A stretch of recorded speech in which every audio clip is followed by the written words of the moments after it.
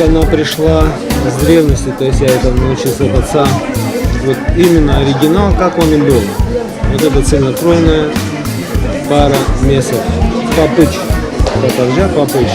Вот такие папычлар носили на ноге. Сверху одевали чарых.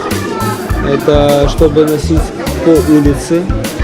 А когда заходили домой, чарых снимался, и в этой обуви, то есть это даже не сказать, что тапочки, это носочки.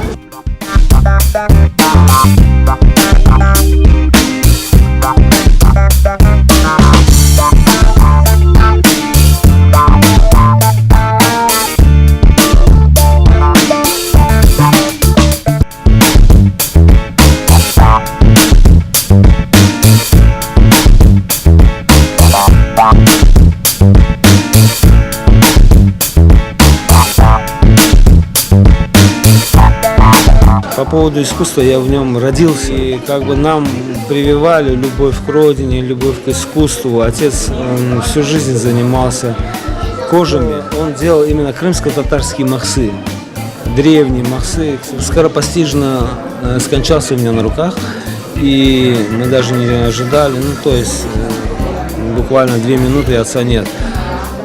И чтобы это дело, так скажем, не ушло в небытие, я стал заниматься этим.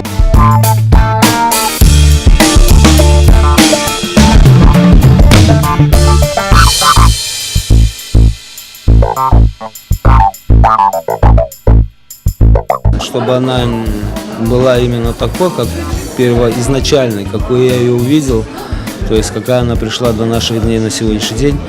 Это махсы, это по колено сапоги. Потом месы, папыч, то есть это уже полусапожки такие вот. И чарых. А чарых это была поверхностная обувь. Она делалась с бычьей кожи, она была очень такая прочная. Она настолько практична и настолько удобна. И что самый немаловажный фактор, она еще и цельнокроенная.